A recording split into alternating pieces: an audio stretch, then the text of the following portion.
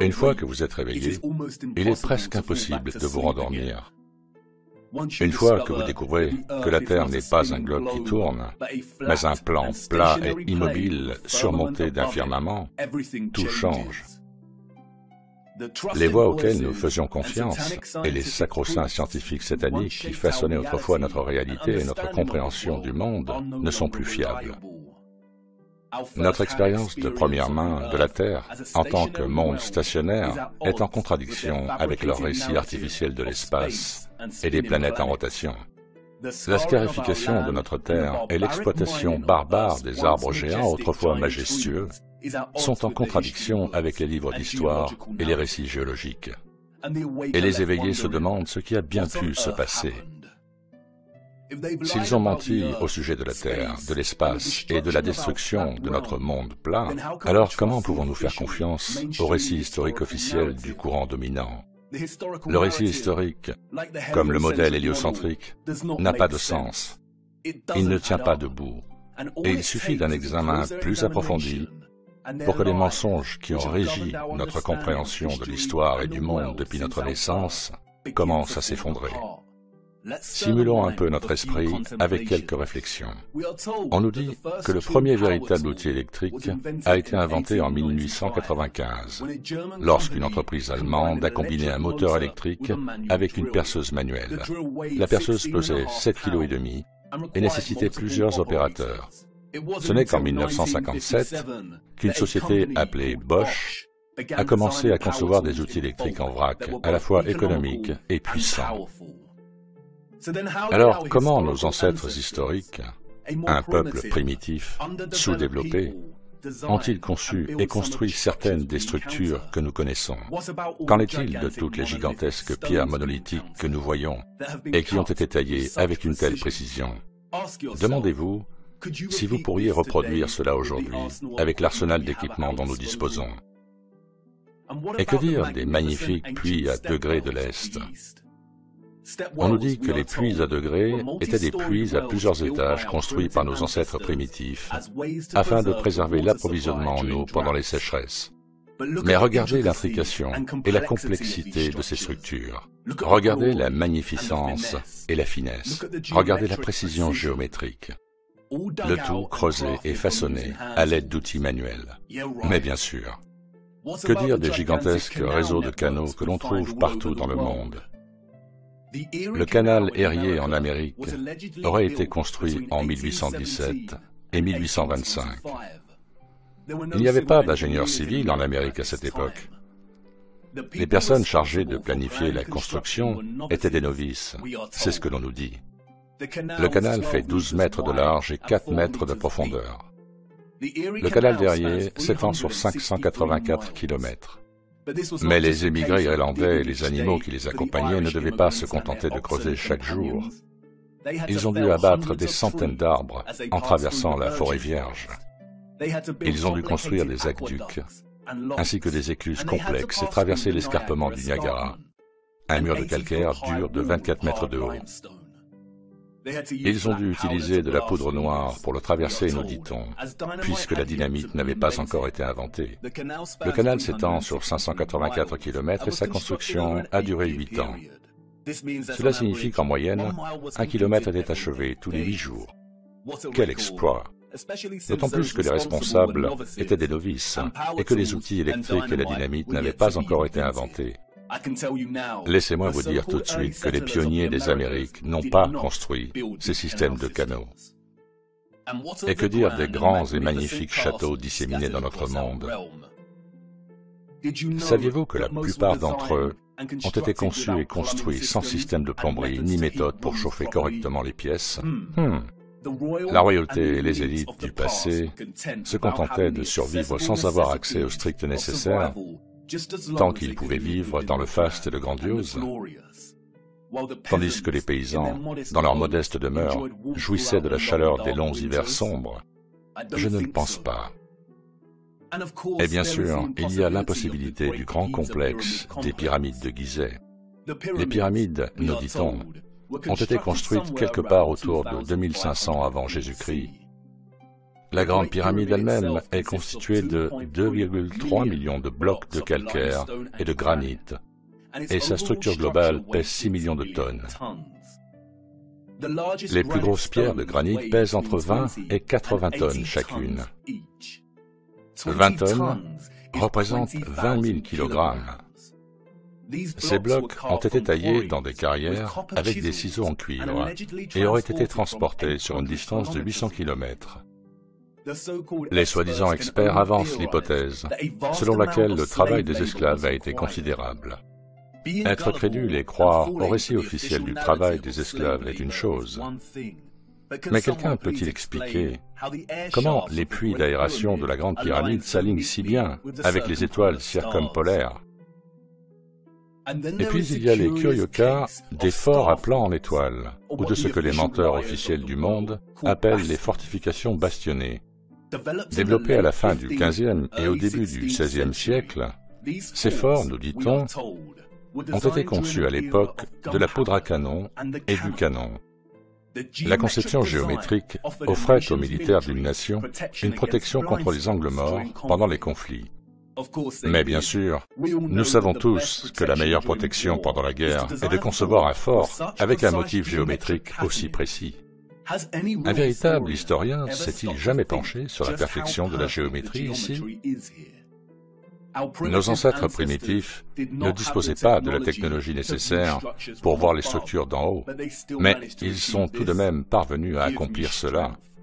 Laissez-moi rire, c'est impossible. Nous ne pourrions pas produire une géométrie aussi parfaite à cette échelle aujourd'hui.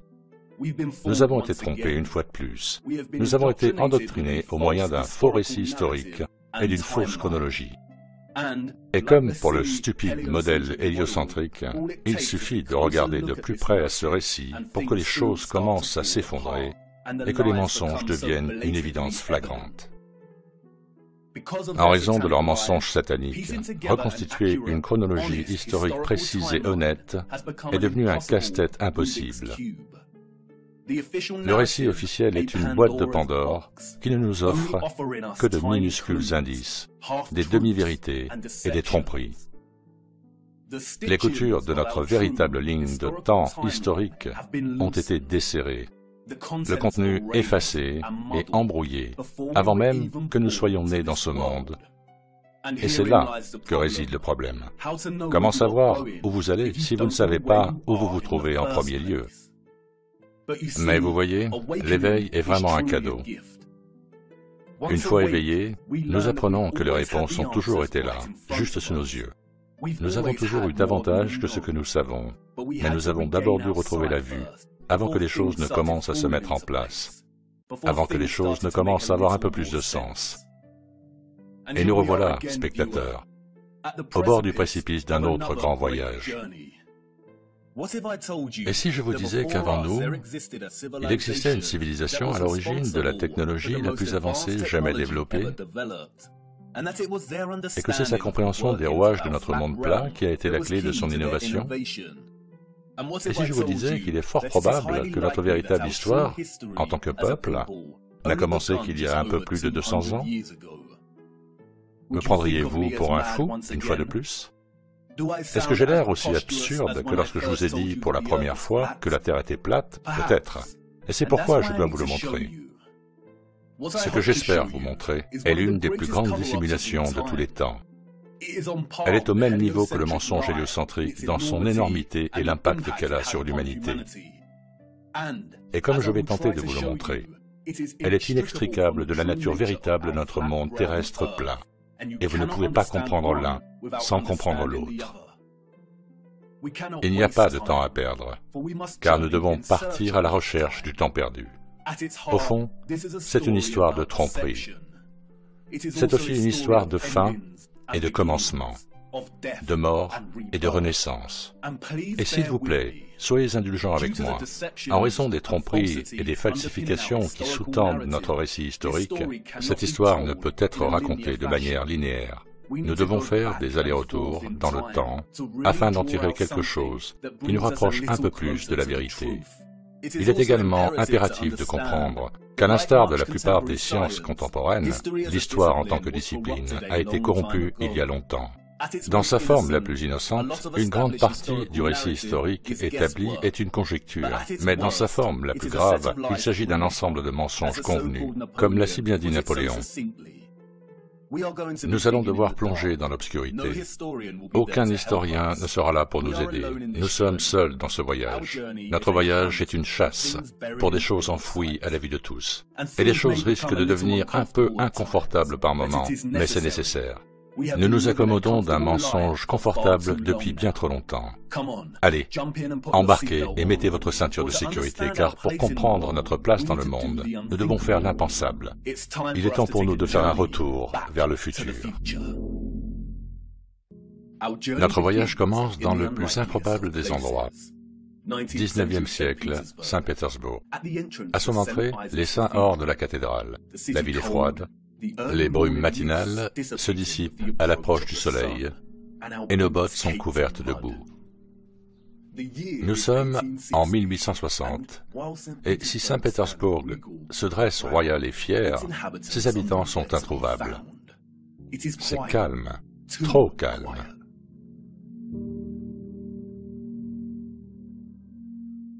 La population de Saint-Pétersbourg dans les années 1860 était, nous dit-on, d'environ 500 000 personnes, et pourtant, il n'y a pas une âme en vue. Où sont-ils tous passés?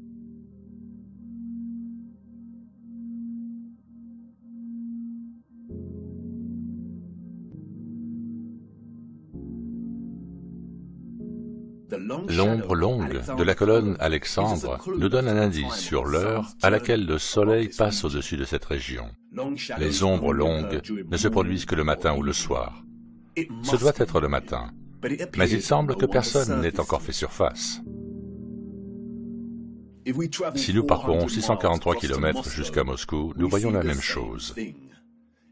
Des rues vides et calmes. En 1860, Moscou partageait une population similaire à celle de Saint-Pétersbourg, environ 500 000 citoyens. Mais là encore, où sont-ils tous passés?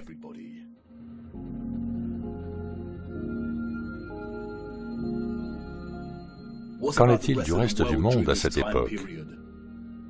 Édimbourg, Écosse, année 1840.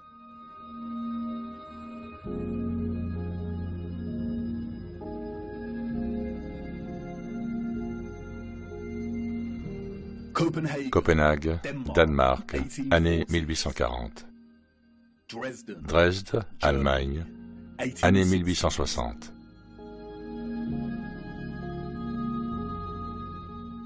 Rio au Brésil, année 1860. Toronto, Canada, année 1860.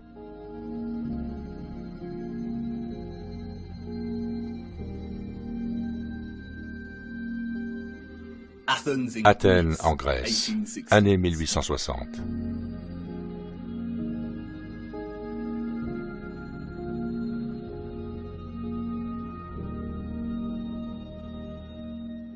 Et puis Londres, enfin, des gens.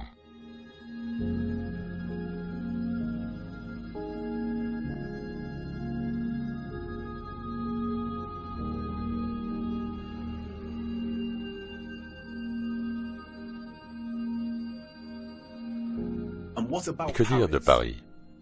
Des gens, la vie.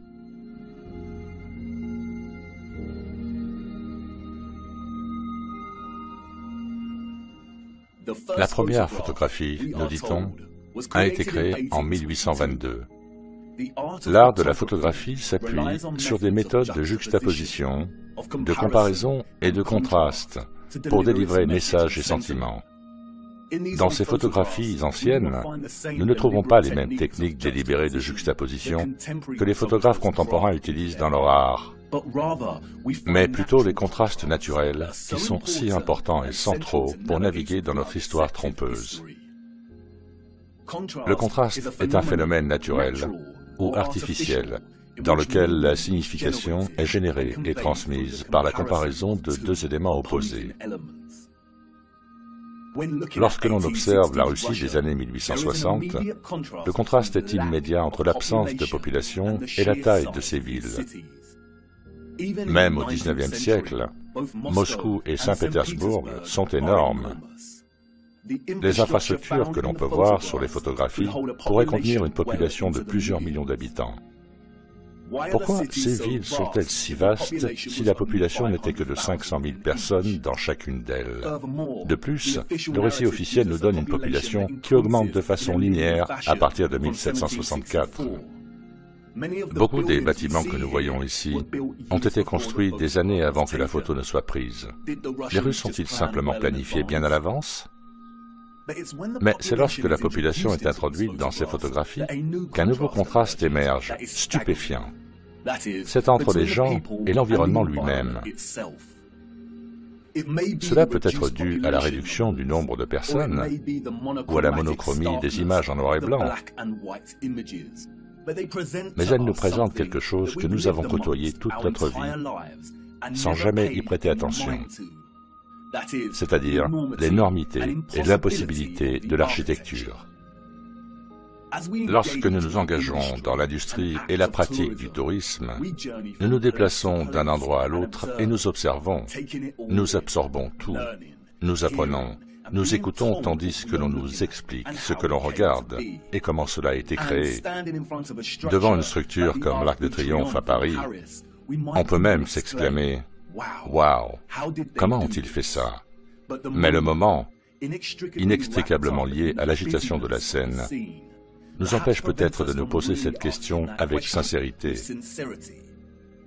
Se tenir devant une structure comme l'Arc de Triomphe, pendant que la foule prend frénétiquement des photos sur ses smartphones, rend tout cela réel. Et nous concluons, avant d'être repoussés par de nouveaux touristes, eh bien, ils ont dû le faire d'une manière ou d'une autre, parce que je suis ici et que je le regarde. Au cours de notre endoctrinement à l'école, on nous montre rarement de vieilles photographies des grandes villes disséminées dans notre monde plat. Et peut-être pour une bonne raison.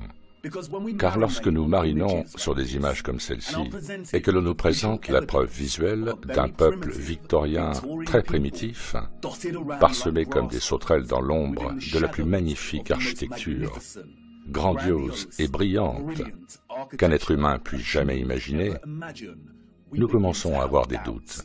En effet, comment ont-ils construit ça?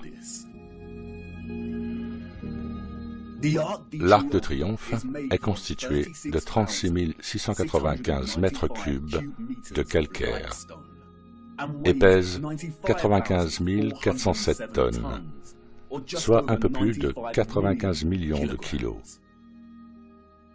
On nous dit qu'il a fallu 12 ans pour construire l'arc géant en deux périodes différentes, de 1806 à 1814 et de 1832 à 1836. Comment ont-ils transporté cette quantité de calcaire avec les mêmes chevaux et charrettes que nous voyons sur les photographies?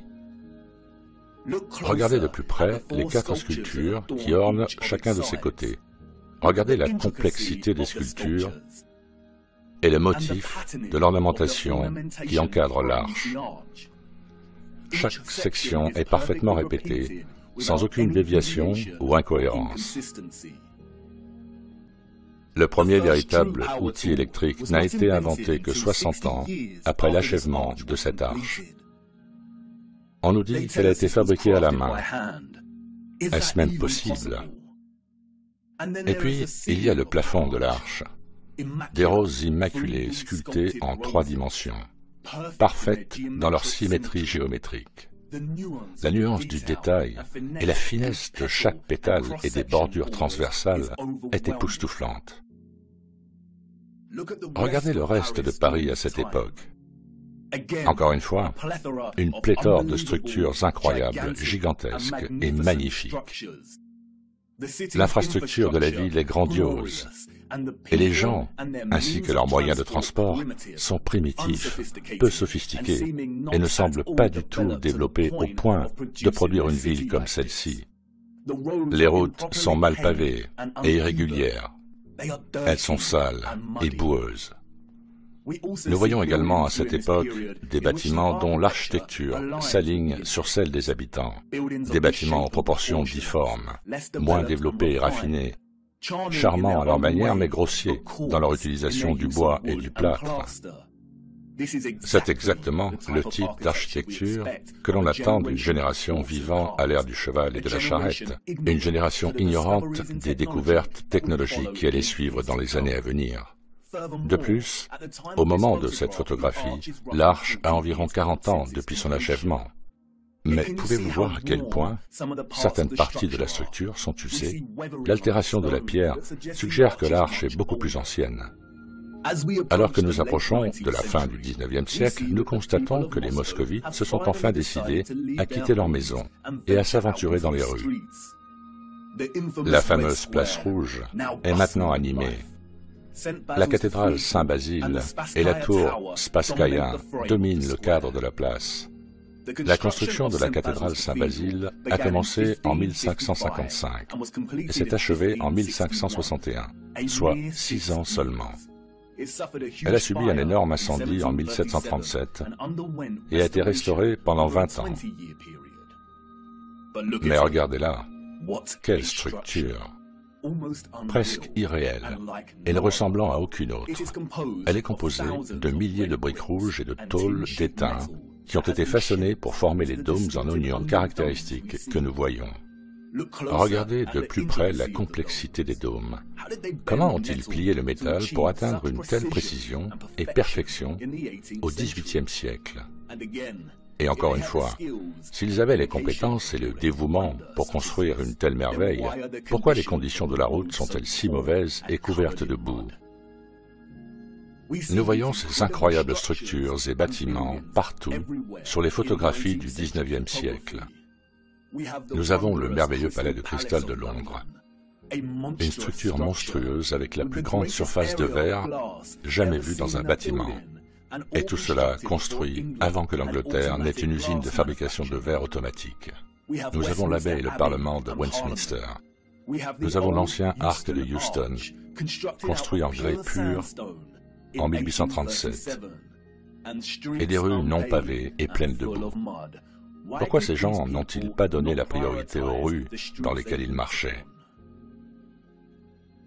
L'église Notre-Dame, le chef-d'œuvre de Dresde, en Allemagne, dont la splendeur complexe et opulente contraste directement avec les chariots déglingués et les charrettes tirées par des chevaux des gens en bas, un peuple dépendant du strict nécessaire, un peuple complètement éclipsé par sa taille et sa majesté.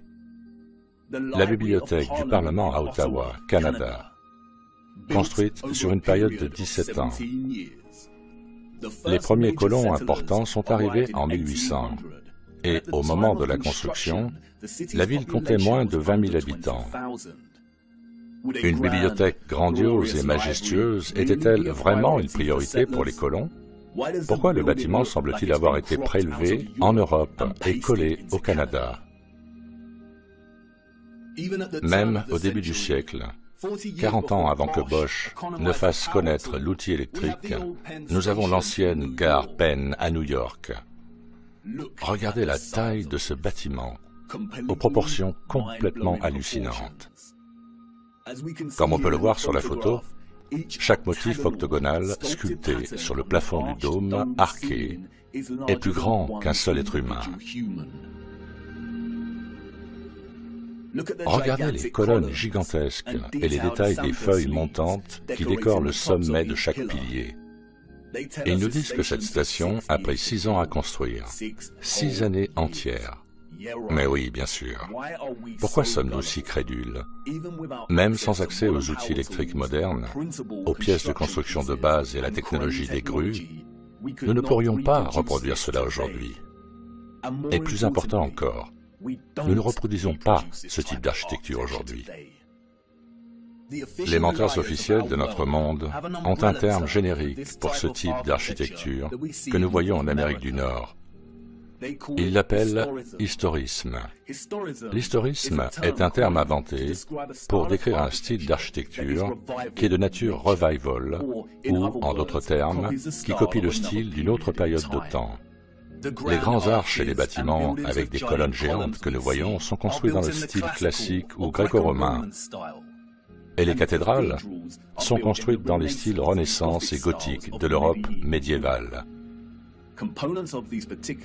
Les éléments de ces styles architecturaux particuliers sont caractérisés par de grandes flèches, des fenêtres cintrées, des tours, des tourelles, des dômes, des voûtes à arcades, des sculptures, d'énormes portes, des fenêtres circulaires géométriques, des colonnes, des cadrans d'horloge et des clochers. Les traces de cette architecture impensable se trouvent littéralement partout dans toutes les villes et dans le monde d'aujourd'hui.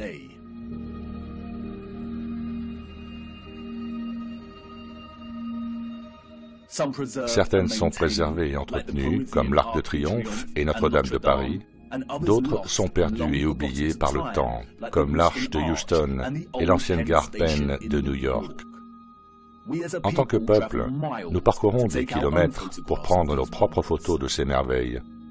Mais les photographes du XIXe siècle nous ont offert quelque chose qu'ils n'auraient jamais pensé donner à une génération future, la perspective. Nous voyons un peuple primitif sur fond d'infrastructures architecturales clairement avancées. Les historiens officiels du monde nous racontent des histoires d'évolution darwinienne et de progression entre les périodes.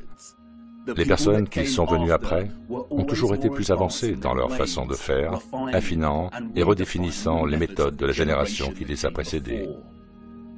Si l'apogée de l'innovation et de l'industrie au XIXe siècle était encore le cheval et la charrette comme moyen de déplacement, alors, comme ces photographies nous le disent, ce style d'architecture était tout aussi impossible pour ceux qui vivaient dans les siècles précédents. Toute personne ayant une prédisposition à la réflexion et au questionnement peut immédiatement sentir, en regardant ces photographies, qu'il y a quelque chose de pourri au royaume du Danemark, que quelque chose ne va pas avec le récit historique dominant, que quelque chose ne colle pas. Sur une image panoramique de San Francisco en 1877, nous voyons un collage d'architecture historiciste, des colonnes ornant l'entrée de bâtiments très majestueux. Ils se distinguent comme des épouvantails de certaines des cabanes en bois qui les entourent. Nous voyons des flèches et des tours gothiques au loin. Nous voyons des cathédrales et des bâtiments en forme de dôme. Nous voyons également à quel point la ville est devenue tentaculaire et immense. En 1846, moins de 500 colons mormons vivaient sur le territoire que nous appelons aujourd'hui San Francisco. C'était Frontierland, prête à être conquise. Entre 1848 et 1849, avec le début de la ruée vers l'or en Californie, la population est passée de 1000 à 25 000 habitants. 28 ans plus tard, quelqu'un a réalisé cette photo panoramique. La population à cette époque, nous dit-on, approchait les 200 000 habitants. Comment peut-on croire une telle histoire? Est-ce que cela ressemble à une ville de 200 000 habitants, sans aucune technologie moderne, des outils électriques, des machines automatiques, des moteurs électriques? Un peuple dans un pays étrange et inconnu qui ne fait que laisser sa marque. Pouvons-nous vraiment croire qu'un peuple en plein essor a construit cette ville entière en seulement 30 ans? Et encore une fois, un tel calme, une telle immobilité. C'est la photographie d'une ville vide. Où sont tous les gens? L'ombre du poteau ici nous indique qu'il ne s'agit pas des premières heures du matin. Les ombres courtes n'apparaissent que vers midi. Une ville de cette taille à midi devrait être animée. Mais il n'y a pas une seule personne dans le plan de ce panorama. La seule vie que nous voyons est celle d'un cheval, sans aucun maître en vue. Il semble très improbable que tous les gens aient été priés de rester à l'intérieur parce qu'une séance de photos de paysages urbains avait lieu. Et cette scène silencieuse devient encore plus étrange lorsque l'on sait qu'il y a une intention derrière l'objectif. Quelqu'un était là, debout, à un point d'observation, et a pris cette photographie. Mais qui? Et dans quel but?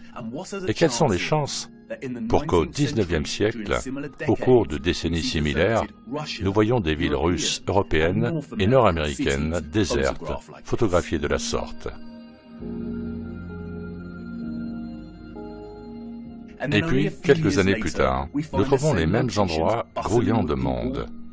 Un peuple clairement incapable de construire l'architecture que l'on trouve dans ces villes. Et que faire de ces photographies? Si nous acceptons le récit et ces étranges anomalies, alors nous nous arrêtons ici et retournons à nos vies bien remplies. Mais le récit que nous avons reçu n'est pas la vérité. Et nous ne devrions accepter aucun récit, aussi officiel et certifié soit-il, à moins qu'il ne soit logique. Les personnes que nous voyons sur ces photos et leurs premiers ancêtres n'auraient pas pu construire la magnifique architecture que nous voyons. C'est une impossibilité. Allez, embarquez. Nous devons nous aventurer plus loin dans ces villes et regarder d'un peu plus près. Il doit y avoir des indices qui attendent d'être découverts pour nous aider à comprendre pourquoi ces villes sont vides. Attendez, qu'est-ce que vous dites? Vous voulez d'abord essuyer la boue de vos bottes? Ne vous embêtez pas, c'est une perte de temps. Allez, embarquez et allons-y, car c'est la boue qui nous offre quelques petits indices sur ce qui a pu se passer pendant cette période.